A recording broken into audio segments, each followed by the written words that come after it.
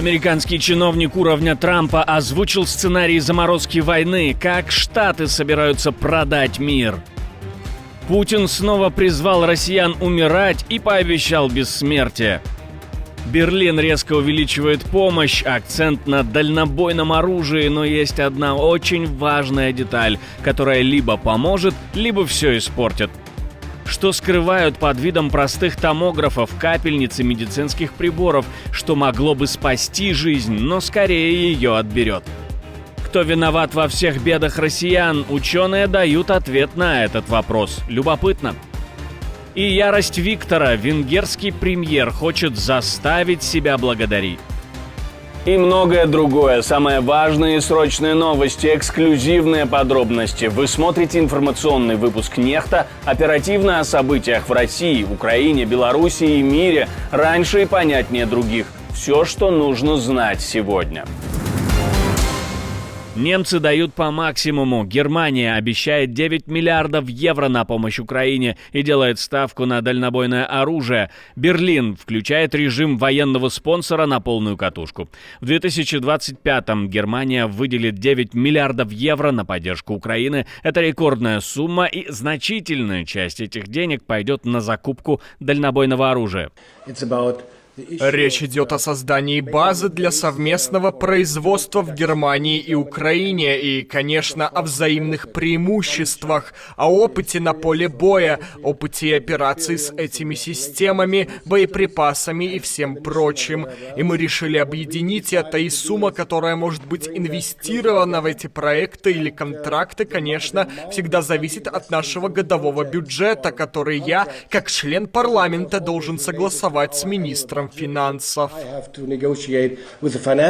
Это делает Германию вторым по величине донором военной помощи Украине после США. И эта сумма почти треть военного бюджета Украины. И да, именно такие вложения решают, будет ли у сил обороны Украины шанс переломить ситуацию на фронте. Громкое заявление из Брюсселя. Кит Келлог, спецпредставитель президента США по Украине и России, фактически выложил черновик будущего мира. Но звучит он как легализация оккупаций. По его словам, США пытались совместить список условий от Украины и аналогичный меморандум от России и найти некую золотую середину. То есть, что из этого всего можно склеить, чтобы стороны перестали стрелять, но остались при своем? Вы просто остаетесь на той земле, которую сейчас контролируете. Это нормально, говорит Келлог. Он называет это всеобъемлющим прекращением огня на месте. Наземная, воздушная, морская линия фронта, все фиксируется, никто никуда не двигается. И это, мол, шаг к миру. Ну а в Зеленском он видит президента США. У меня была возможность поговорить с президентом, и я сказал: «Сэр, у нас не было американского президента со времен Авраама Линкольна, который сделал то, что сделал президент Зеленский. Президент Зеленский ведет войну за выживание нации на своей земле. Это то, что сделал Авраам Линкольн. Когда вы видите такое, вы должны понимать проблемы, с которыми они сталкиваются прямо сейчас. Я думаю, иногда мы этого не видим». Кремль снова делает ставку на войну. Путин потребовал в кратчайшие сроки в разы увеличить боевые возможности сухопутных войск России. На совещании по новой госпрограмме вооружения он заявил, армия на земле остается доминирующей силой. Программа рассчитана на 27-36 годы. В центре внимания ядерное оружие, которое Путин называет гарантом суверенитета. К слову, хозяин Кремля снова призвал россиян идти на смерть. Говорит, не страшно это, все равно бессмертные все. И, может быть, это имеет отношение не только к сегодняшнему дню, а вообще к России. Бессмертие русского народа и России, многонационального народа России и нашей общей государственности тысячелетней. Страна наша время от времени проходит через очень тяжелые испытания. А бессмертие это выражается в победах нашей страны. Скандал нарастает, и это может взорвать всю систему. Россия превращает медицинский импорт в тайный канал военных поставок. Официально томографы, генераторы, медицинские приборы. Неофициально оборудование для фронта. Под видом гуманитарных поставок в страну заезжает техника, которую можно использовать в армии. От дронов до сложных сканеров. Об этом громко заявила Литва, а данное подтвердил Bloomberg. Россия использует медицинскую лазейку, чтобы обойти санкции и затащить в страну то, что под жестким запретом, пользуясь гуманностью западного мира. Один из самых страшных авиапровалов последнего времени. Жилой квартал превратился в пепелище. Выжили, по предварительным данным, не более 2 человек. Boeing 787 компании Air India разбился сразу после взлета из Ахмедабада, рухнув прямо на здание, где проживали врачи. Полные баки, пламя, обломки и крики. Настоящий ад в центре города. На борту было 242 человека, включая 230 пассажиров и 12 членов экипажа. Большинство индийцы, но также среди погибших есть британцы, португальцы и канадец. Расследование займет время, но мы делаем все, что в наших силах. Мы понимаем, что многие люди беспокоятся о своих близких. Мы открыли специальную горячую линию, по которой друзья и родственники могут связаться с нами. Этот Boeing 787 – один из самых новых лайнеров, так называемый Dreamliner. И это первое крушение такого типа за всю историю модели. Реакция моментальная. Акции компании Boeing уже обвалились. Пока нет ответа на главный вопрос, что именно произошло с новейшим самолетом буквально через секунды после взрыва. Давайте свои версии в комментарии. Пишите, не сдерживайте себя. Наша команда существует благодаря вам. Поддержите ее, чтобы мы могли продолжать нашу работу. Дональд Трамп не отпускает идею великой сделки с Пхеньяном. Белый дом подтвердил, президент США готов возобновить диалог с Ким Чен Ыном и по-прежнему открыт к переписке. Цель – оживить процесс, начатый на саммите в Сингапуре еще в 2018 году. Президент по-прежнему открыт для переписки с Ким Чен Ыном и хотел бы увидеть прогресс, достигнутый на саммите в Сингапуре, о котором вы, как я знаю, писали в 2018 году во время его первого срока. По сути, бывшие враги, а теперь, по словам Трампа, люди, у которых отличные отношения, снова могут выйти на связь. Но с первого срока Трампа все изменилось. Переговоры 18-19 годов закончились провалом. Трамп хотел денуклеаризации, а Ким – снятия санкций. Ни одна сторона не сдвинулась, а после встречи в Ханое вообще все замерло. КНДР ушла в изоляцию, а Ким нарастил арсенал. Сейчас совсем другой Ким Чен Ын. Он не просто диктатор, а союзник Путина и, по сути, участник войны против Украины.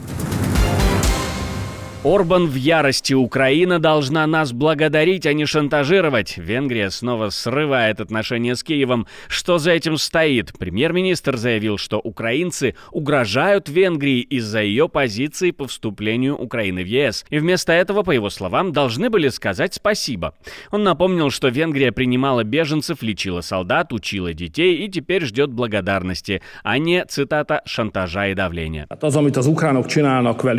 Украинцы открыто и грубо пригрозили Венгрии в откровенно шантажирующем тоне, ясно дав понять, что они не принимают того, что в вопросе вступления Украины в Европейский Союз решение Венгрии принимают венгерские граждане, и тем более не примут, если это решение будет отрицательным. Именно поэтому они нам угрожают, шантажируют и атакуют. Мы должны это решительно отвергнуть. Украинцы обязаны поблагодарить Венгрию. Зеленский на это недвусмысленно намекнул. Будапешт десятки раз пытался вмешиваться в дела Украины, но большую часть скандалов старались не выносить наружу. Поговорили о поведении венгерского премьера с украинским дипломатом, экспертом Центра оборонных стратегий Александром Харой. В течение последних лет 15 Венгрия достаточно агрессивно пыталась усилить свое присутствие на украинских территориях, где компактно проживает венгерское национальное меньшинство. Фактически с начала конфликта широкомасштабного России и Украины венгры запретили транзит своей территории любой помощи Украине. Не один раз венгерское правительство блокировало санкционные пакеты Европейского Союза, требуя извлечь оттуда то ли патриарха Гундяева, то ли олигархов из окружения Путина, то ли энергетическое сотрудничество с Российской Федерацией. На данный момент, фактически Венгрия является единственным государством, которое не только не сократило или свернуло энергетическое сотрудничество с Российской Федерацией, а наоборот его нарастило. Не чиновники, не коррупция, не война. В плохой экономике России виноваты сами россияне. Так считает директор Института соцэконом-исследований Алексей Зубец. По его версии, 80% населения живут слишком спокойно, мало рискуют и не открывают бизнес. А значит, именно они тормозят развитие экономики страны. Чем выше у людей удовлетворенность жизнью, тем медленнее экономический рост. То есть, если ты не уволился, не залез в кредиты в этой турбулентной стране, ты, по мнению эксперта, мешаешь росту ВВП. Никаких слов о санкциях, о миллиардах, улетающих на войну, о срывах импортозамещения, о токсичной налоговой системе или о том, что в России вообще-то до сих пор могут отжать бизнес за один пост в Телеграм. Москвичей будут выселять из квартир, но не только их, еще Питер и Севастополь, готовьтесь. Тех, кто живет в старых домах, могут начать выгонять далеко за пределы их районов. И это уже почти закон. Госдума одобрила во втором чтении взрывоопасный законопроект. Теперь по программе так называемого комплексного развития территорий жителей можно будет переселять хоть на край города.